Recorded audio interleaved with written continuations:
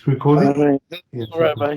Okay, בשעה טוב מוצלחת, זר השם ובנאון זרה שמשון, פרשת שמות, פרק ט"ז. So, Zera Hashem, interesting ideas and, very fundamental principles that we see in this perek. I think we can apply it to nowadays to ourselves as well.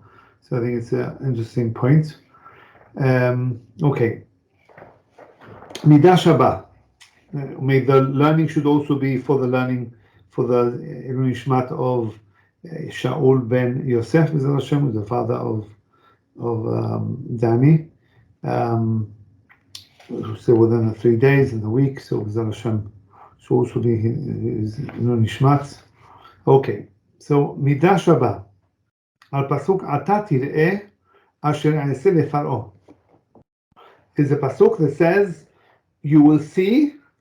You will see now what I'm going to do to Paro. This is what he says in this week's parasha. So the Midrash says it's going to be medayek. It's going to start pinpointing on certain words here. במלחמת פרעה אתה רואה, ואין אתה רואה במלחמת למד א' מלכים.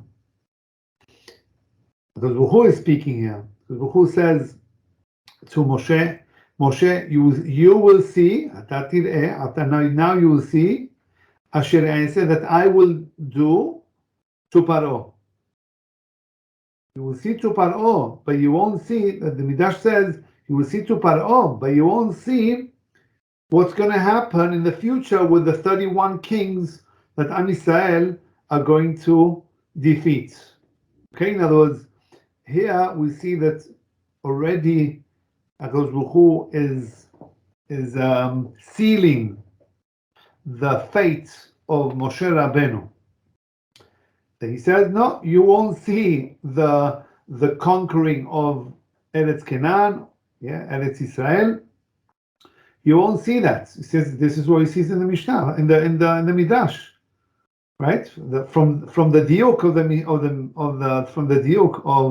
of the pasuk, we understand that already who seals that. Because it says, now you will see the destruction of Paro, but you won't see the destruction of the 31 kings. Vehu teima, there's a wonder. What's real? What connection is there between one thing and the other? Paro and the 31 kings. And Moshe seeing the destruction of Paro and not of the 31 kings. Ve'od ma'u halashon shel milchama denakad milchemet Paro.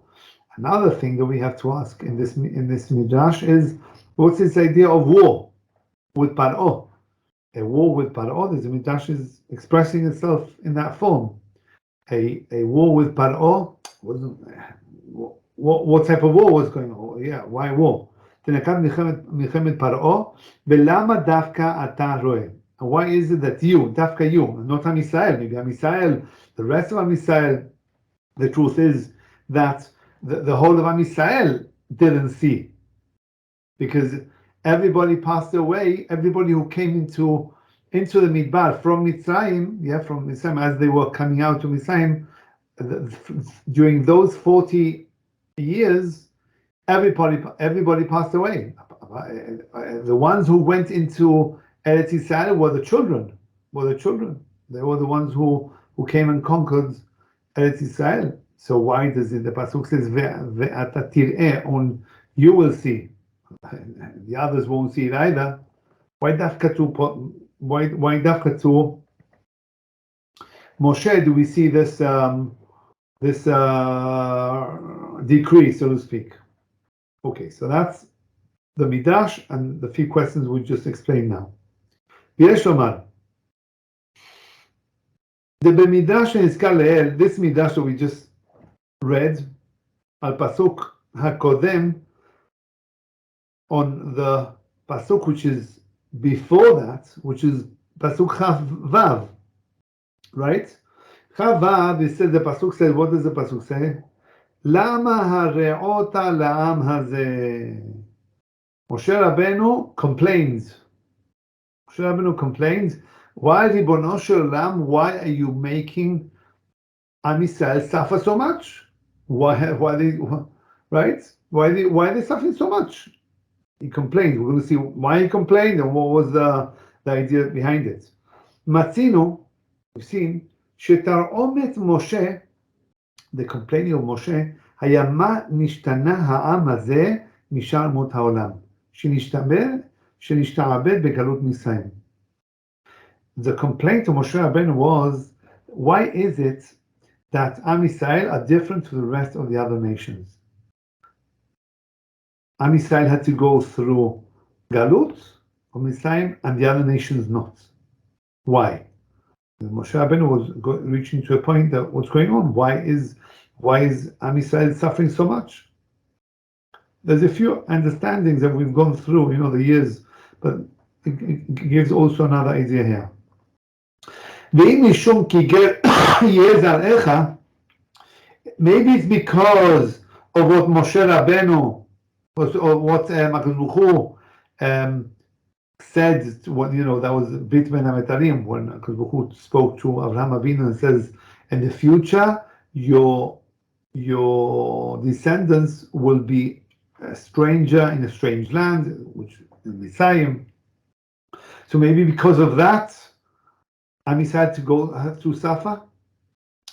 If that's the case, היה לו להשתבד לעשו ולישמעאל, וישם. What did HaKadosh Baruch Hu tell Avraham Avinu? Your descendants will go into a strange land. Yeah, they will become strangers in a strange land. Who are the descendants of Avraham Avinu? Yitzchak and Yaakov. Wait, there's also a few. There's also Esav and Ishmael. Those are the descendants of Abraham. If that's the case, so then they should also have gone into Galut. They should have also been enslaved, like Israel did, like Am Yisrael did. They're also the descendants of Abraham. So why Dafka? So that was the question of Moshe Rabbeinu. Why? Why are they different? Why are we different? They should also be enslaved. וידוע שמתנת ארץ ישראל לא באה לישראל אלא על ידי שסבלו עול הגלות במצרים. So we have already another way of explaining why HaKadosh Baruch Hu brought galut, the enslavement and all the exile to Am Yisrael in Mitzrayim. Why? In order to be able to receive as a matana Eretz Yisrael. And we see the Gemara says that HaKadosh Baruch Hu gave 3 matanot, 3 presents from Israel. Does anybody know? Which are the 3 matanot? Which are the 3 presents HaKadosh Baruch Hu gave to Am Yisrael? And still, we have to suffer for it. 3 presents, but you have to suffer for it. Eretz Yisrael. That's one of them. Very good. Torah, probably. The Torah. Very good. Torah, right. Amar Rabbi Shimon Bar Yochai. Rabbi Shimon Bar Yochai says this.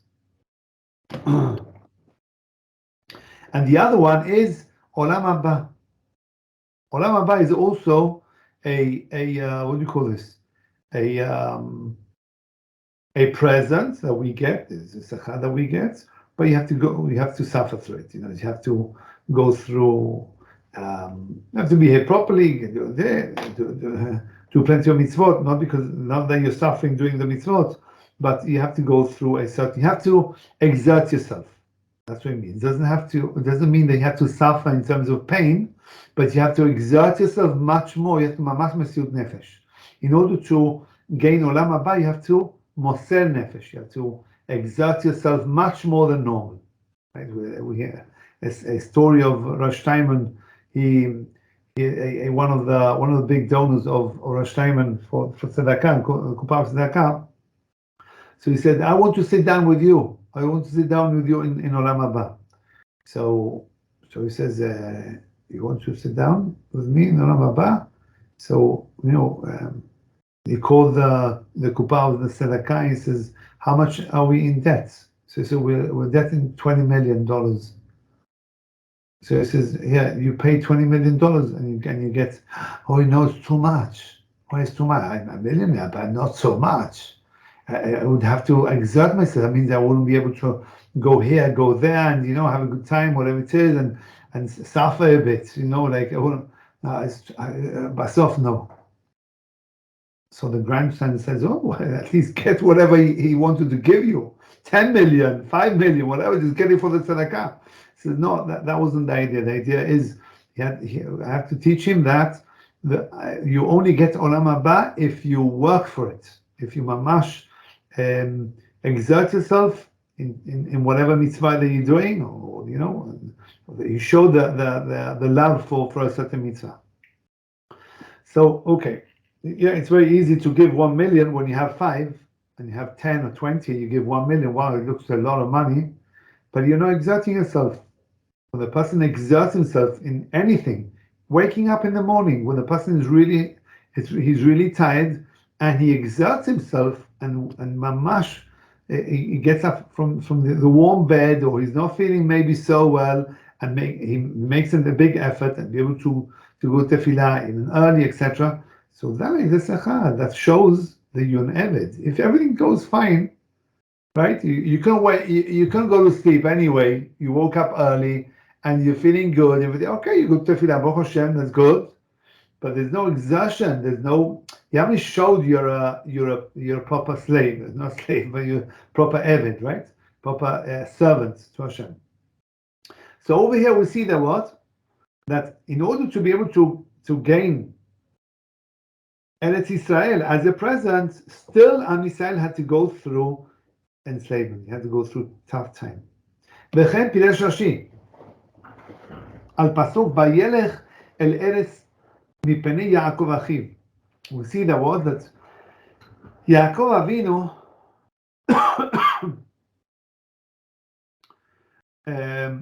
וילך אל ארץ מפני יעקב אחיו. We see the word that's interesting. Just carrying a bit more. לכן פירש רש"י על פסוק וילך אל ארץ מפני יעקב אחיו מפני שטר חוב של גזירת כי כן יהיה זרעך המוטל על זרעו של יצחק. What happened was that both Ishmael and Esav and Yitzchak and Yaakov, they all knew that the whole family was supposed to get Eretz Israel as a present. But they all knew as well that Ger Yezaracha, they'll have to go to Mitzrayim and suffer for a good amount of many years, right? Only 10 years, 400 years, depends, whatever. There are many years. What did Esav do? He ran away from Eretz Israel. He said, you know something? Don't give me Eretz Israel and don't give me the pain. I'm leaving. This is what it says. Vayelech, that's what the pasuk says. Vayelech el Eretz. He left Eretz Israel because mipnei Yaakov achi, because of Yaakov. That Yaakov decided, yes, I'll take Eretz Israel, and he ran away. Amar elech li mikan en li chelek b'matana shenitna lo haaretz hazot velo bepidaon ashtaret k'lshono. Says Esav, don't give me the matana. En li chelek b'matana. I don't have a portion in this present that who is given to Avraham Avinu, to Zera. Shenitna lo haaretz hazot. Israel was given to Am Yisrael, or to the Zera of Abraham. Velo bepidaon hashtar, and don't give me as well the gezer, this gezerah. Don't give me this, don't give me that. Very good, I'll leave. Says so. We see from here clearly, from this Rashi, that only through suffering we were able to get Eretz Israel. Ad Kaneshon. Being Ken, אין מקום כלל לשעבד בני עשיו וישמעאל שאין להם חלק בארץ. We see from here clearly that what? That there's no need to enslave Esav, yeah, the children of Esav, descendants of Esav, and Ishmael, she'en lahem chelek ba'aretz, and they have no portion in the land. Okay, so we see from here that in other words, it's not because of that. Moshe Rabbeinu complained, correct? We said just now. Moshe Rabbeinu complained. Why is Am Yisrael suffering so much, right? So you might have said maybe it's because of what Abraham got from HaKadosh Baruch Hu, that that Am Yisrael had to go through pain, and you would have said, what about it's because of the Eretz Israel, because of and Ishmael and Esav run away because of it. Says it's not only because of that. Vikashe. We're going to see now, third paragraph. Vikashe al Moshe, lama nitra'em bechinam. So now the question falls on Moshe Rabbeinu. Why did he complain for stam? In other words, Moshe Rabbeinu understood that Am Yisrael have to suffer in order to get at Israel.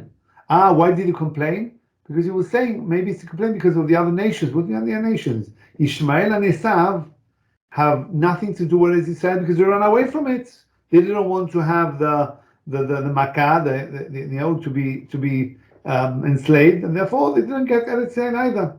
So why is Moshe complaining? Yeah, Moshe Rabbeinu is saying basically, why is Am Yisrael suffering and the other nations not? The other nations, Esav and Ishmael. ומכל שכן שקודם לכן גילה לו הקדוש ברוך הוא דבר זה. The more so that Moshe Rabbeinu understood the difference between Am Yisrael and Esav and Ishmael, that they run away. ואומר, אעלה אתכם מעוני מצרים, אל ארץ זבת חלב ודבש. They all understood that from Mitzrayim they will go to Eretz Israel, Eretz Zavat Chalav Dvash, the land flowing with milk and honey. כלומר, מה שעיניתי אותם בגלות מצרים, that which says הקדוש ברוך הוא, that which I afflicted Am Yisrael in exile of Mitzrayim, לא היה כי אם לטובתם. All of this is only for the good of Am Yisrael. כדי שירשו את הארץ הטובה. Why did Hashem come and afflict Am Yisrael? In order to be able to get Eretz Yisrael. In other words, we see, we have Baruch Hashem Eretz Yisrael now. We take it for granted. What are the conditions in order to mamash be able to live in Eretz Yisrael? We take it for granted that I don't know. We got it, or this, the other, the whole story behind it, and we should know that it's only because of the kinyan, what happened in Mitzrayim when they left from Mitzrayim, and through the difficulties that they went through, that we have now the opportunity of sitting down here in Eretz Israel. Ve'im Moshe nitraem, if Moshe Rabbeinu comes and complains, צריך לומר שדעתו הייתה שאין הארץ כל כך ראויה וחשובה לסבול עליה תורה שיבוד כזה. We could say that's what the Moshe Rabbeinu, if he still complains, in other words, we know that Moshe Rabbeinu understands the difference between Am Yisrael and Ishmael and Esav, yeah, as we said before. Yeah, that Esav and Ishmael, they run away, and Am Yisrael have to go through it, right? And if he still complains, it looks pretty clear that he doesn't seem to agree with this idea that Am Yisrael, that Eretz Yisrael should be so important that we have to suffer so much for it. Okay, this is what is coming out from the Zera Shimshon on the understanding of Moshe. Why did he complain? Why did Moshe Rabbeinu complain? He knew about what was happening with the nations, the difference between nations and Am Yisrael. So if he still complains, it means that he doesn't agree with what HaKadosh Baruch Hu decided, basically. Again, ואם משה נתרעם, if Moshe Rabbeinu complains, צריך לומר, we have to say, שדעתו הייתה, his thoughts were, understanding was, שאין הארץ כל כך ראויה. This Eretz Israel is not so fitting and so important, חשובה לסבור עליה תורך שעיבוד כזה. Or you have to pay such a big price to go to Mitzrayim and the amount of years that everybody had to go through in order to get Israel? No, לא כדאי. That was Moshe Rabbeinu's understanding. Looks like. אף על פי שהיא ארץ טובה, even though, we're now on the second column, even though in Achename, that it is a good land. ואם כן, משה פגם בחשיבות הארץ חס ושלום. If that's the case, if this is the way we are analyzing the words of Moshe and going through the logic behind it, so it looks that Moshe Rabbeinu was pogem. I don't know exactly what to use.